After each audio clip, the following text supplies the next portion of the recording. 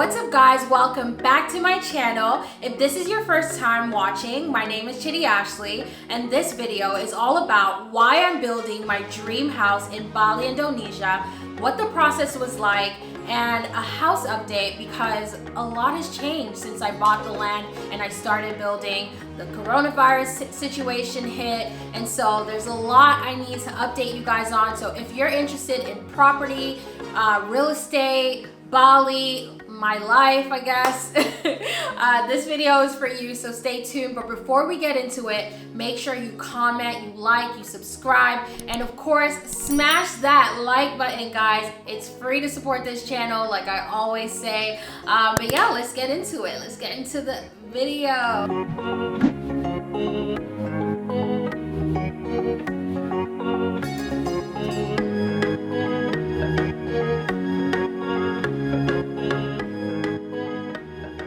So let's backtrack just a little bit. In December 2019, I decided that I wanted to purchase a house in Bali. Of course, a lot has changed since then, and I actually went from wanting to purchase a house that was already done and completed to purchasing land, and now we are in the process of building, I'm in the process of building my dream home in Bali. So, a lot can change in such a short time. I literally started the process of looking for a house early December last year and ended that process in December, right before New Year's, and I purchased the land, signed, and everything. So I'm gonna get into why I decided I wanted to buy/build in Bali. All right, I'm back. I had to get something to drink, but let's get into why I decided to purchase/build in Bali. So first things first, Bali for me is that dream destination. I've been living in Bali now for over a year and a half. I moved from New York to Bali at the beginning of 2019, and so it's just been the most incredible journey for me, and it feels like home. And I think that's the main reason, is Bali feels like home to me. I've built such a close connection with a lot of Balinese people there. I almost feel like I have another family in Bali. It's somewhere where I see myself living, and I see myself living there so peacefully. It's somewhere where I can think, it's somewhere where I can work hard. And yeah, I just see my life long term being in Bali and being happy. And so it was a no-brainer that I knew that long term I would eventually have to purchase something in Bali. And I've been paying rent for such a long time. And when I did the calculations, it just made sense. The money that I was spending in rent alone each month would equivalent to purchasing a house anyways in the long run. And so, hey, good financial decision for me. And so I just decided to go for it. So another reason why I decided I wanted to purchase/build in Bali is because Bali's tourism industry is booming. And as someone who owns a travel agency and a travel experiences company, I have first-hand knowledge of that. And I see how many people are coming in. I see how many people want to, make some sort of long-term commitment to stay in Bali, and how many people are coming back. And that's just because there's so much to do, there's so much to see, and it's such a beautiful place, genuinely, beyond just the pictures that you see on Instagram, And so, I decided that regardless if I decide I want to stay and live in the house, or if I wanted to rent the house out as an investment property, I would be able to do that, and I would be able to make returns on my money. And so again, that's another decision and another factor that helped me make my decision to purchase the land. And so for me right now, what I'm thinking is this is probably going to be an investment property. Not so much for personal use, to be honest. Just because I'm traveling so much and I'm doing so much, I'll probably be staying in the villa, part-time, but majority of the time it's going to be rented out, and I'm going to be bringing in that rental income. And so this is me opening up another stream of income, adding that to my different sources. So yeah. So another reason why, and I'll cut this short and make this kind of quick because I don't want this video to be too long. Another reason why I decided to buy and build in Bali is because I'm able to work virtually. And so that gives me the freedom to be able to live and work from anywhere in the world. A lot of my business is online. And so that means that I can choose where I want to live. So I decided to live somewhere where the cost of living is low and where my money goes further. And that was Bali for me. I mean, the amount of money that I've invested in this villa in Bali, let's talk about if I had invested that same amount of money in somewhere like New York where I was living before, or somewhere else in Europe or America, it would have gotten me significantly less compared to me investing that same amount in Bali and being able to build and customize the villa, have customized furniture, work with some of the most amazing architects and all of that. So I have more freedom to do more with my money, and that's something that was really, really important to me. So that's another reason why I've decided to build and buy in Bali. And something that you should consider as well, if you're someone who's looking to invest overseas, you want to think about where your money, how far your money is going to go in the long run. You want to think about what you can get, that bang for your buck, but of course you want to also think about those returns. So those are all things that I considered when making that decision. But now let's talk a little bit about how the process of doing this, how I decided where I wanted to stay. Let's get into that. So I wanted to talk a little bit about how I found the land that I eventually purchased. And after the whole month looking for land, looking for the right property at first, and then deciding nothing was working for me, I started looking for land. And I worked with several different property real estate companies in Bali, and I worked with different agents. They showed me different land. I was mostly focusing on purchasing land in Canggu, which is where I love to stay when I'm in Bali, and I'll get into that a little bit later in the video. But so I started looking. We checked out so many different locations, but there was nothing that just felt right. And for me, I was looking for something that had amazing views. I wanted some rice field views. I wanted to feel a little bit removed, but still close to the center, that I could, get to the gym, get to other restaurants pretty easily. And so that made it a little bit difficult, and especially also wanting to make sure that I'm not overspending, because, Canggu is an area that the prices are rising, and so you can easily be spending, multi six figures on land alone. So it was a difficult process to find the land. Eventually I purchased the land, or I was put in contact with a real estate owner or the landowner through one of my personal friends that I've been working with and done so much work with in Bali since I moved there. And he's kind of been really close to me, almost like family now. And I told him I was looking for land, and he actually put me in touch with one of the local landowners, and he was like, I have the perfect place for you. So we actually went to go check it out. And as soon as I walked, or as soon as our scooter pulled up and I walked through the rice fields and I saw the land, and I was like, this one is it. So I just had that feeling immediately, because it had beautiful views and it was just in a great location as well. And I know that location is a location that is going to be on the rise as well. It is still part of Canggu, but it's a little bit outside of Canggu, and there's a lot of really good properties also springing up around that area. So I'm very excited about the location that I've chosen.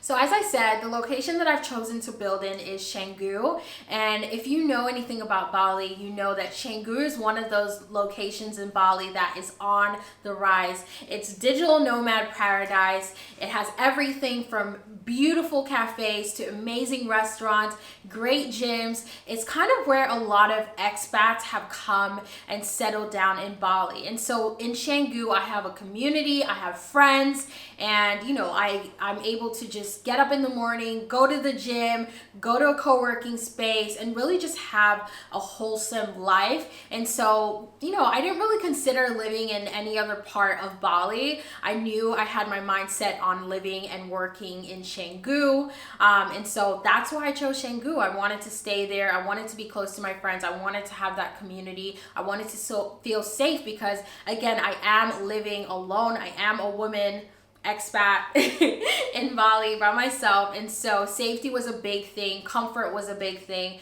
and so that's why I chose Canggu. Another reason I chose Canggu is I wanted to make sure that my investment had high returns. And so some of the areas that have high returns in Bali are Seminyak, Uluwatu and Canggu, which is upcoming, and of course Ubud.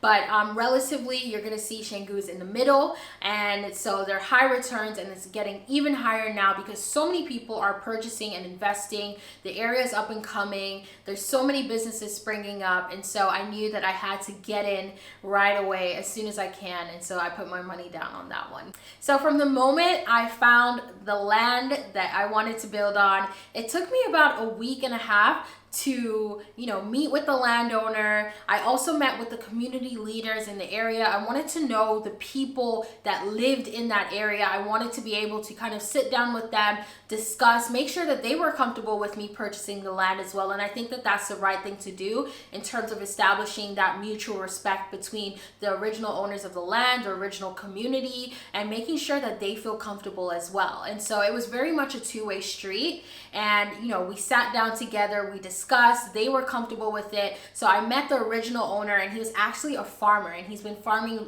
rice on that land for a long time. And I also met with his son, I met with his uncle, which was really, really cool. And they were all very comfortable and very happy with me purchasing the land.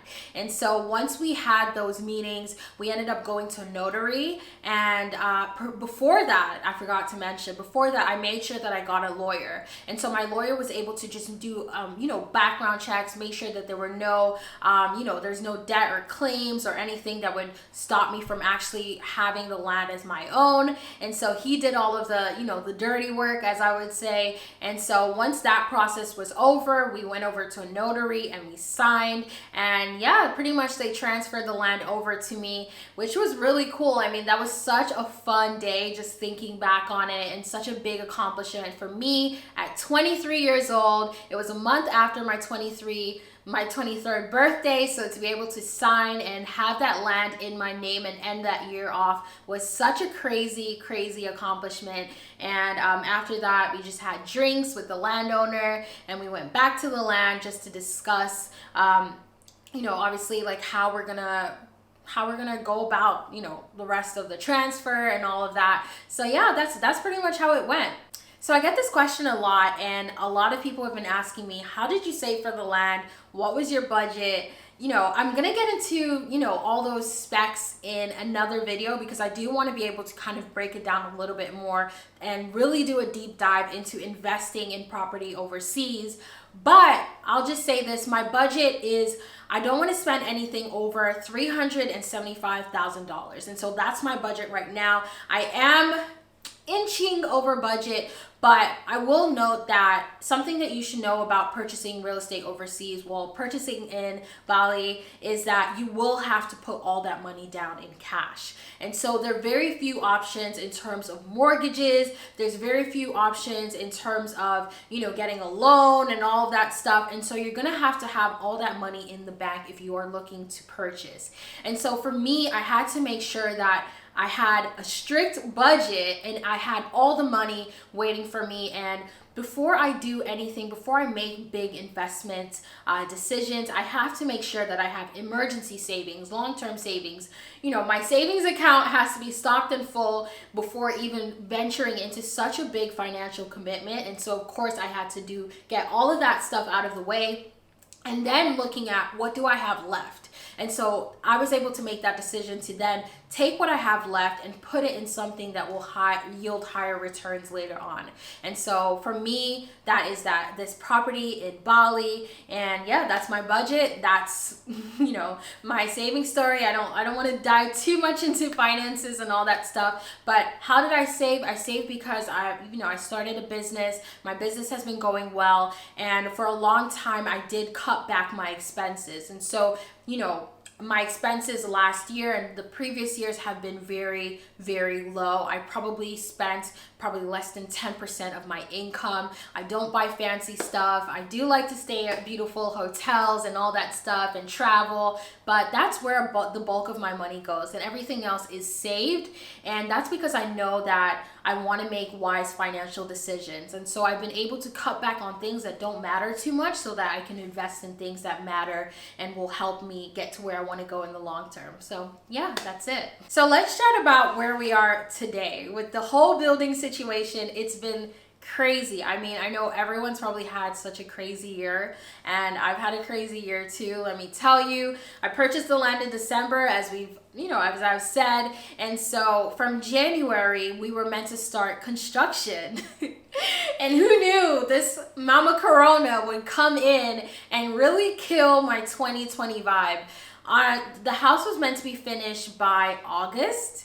Of course, that is not the case anymore. So what happened was January we started construction, but actually before that we actually started construction just a little bit late because the owner wanted to be able to harvest the rice and harvest the crops on the land for one last time. And so we did that, and we gave him the chance to do that. And then we actually had some locals come in and bless the land, and we had a whole ceremony, and I think that was also important, and it was actually just something that was really cool to be able to do. And so the land was blessed, the locals came over, they gave their blessing. I love that. And then we started building, and so we started building and things were going well, and then March came, corona hit, and I was like, okay, no problem. We're going to keep building. It's going to be fine. This corona situation is probably going to last maybe 2 weeks. That didn't happen. And then I was like, okay, by May we'll be good. And so we kept building. Of course, at this point I was in England, so I wasn't in Bali to be able to oversee anything. And so a lot of the work that we've done and a lot of my input has been through virtual meetings, and I've been meeting with my architect, and I've been meeting with everyone involved in building literally through Zoom meetings, which is crazy. So I'm making these important decisions about my house virtually. And so we got to a point where I started to realize, yeah, I'm not going to be able to go to Bali anytime soon. Oh God, this has been crazy. So I got to the point where I'm not going to be able to go to Bali anytime soon. And so I tell my architect and I tell the builders, listen, let's start to slow things down just a little bit, because I do want to make sure that I'm going to be present for those key points in the building process, and I want to be able to see the materials they're using. I want to be able to feel and touch and make those decisions. And I think sometimes meeting virtually and seeing things virtually is definitely limiting. And so if you are thinking of buying property overseas, you want to make sure that you're there for at least some point of it, so you can actually make sure you like what you're putting your money down for. And so we slowed down the construction. August is definitely not going to be the date. And actually, Bali decided to close their borders to tourists completely until the end of 2020. So we continue construction just a little bit. We're actually now at 70% completion.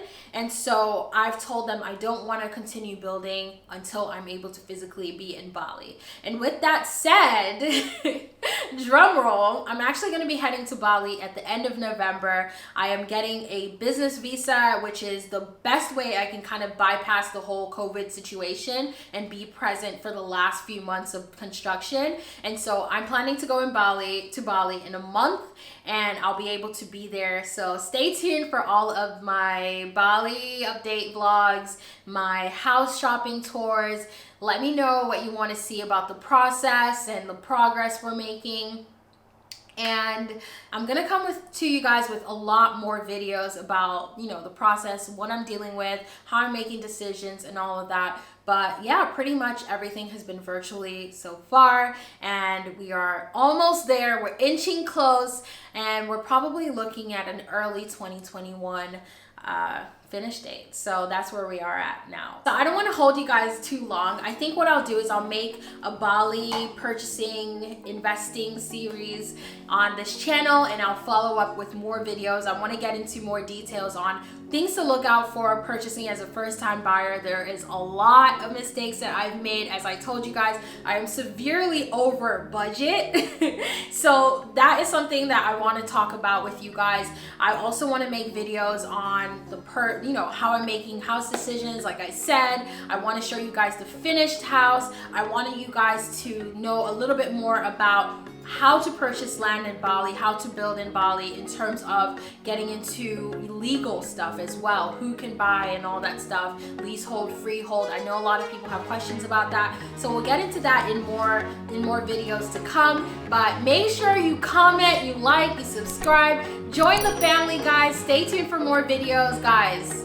It's gonna be lit on this channel. And I just got back from Turkey, so I'm gonna be releasing my Turkey vlogs, what to do in Turkey and all of that. So make sure you stay tuned for that. So much to come. Comment, like, subscribe, and I'll see you guys in my next one. Thank you guys so much for watching. I really appreciate it.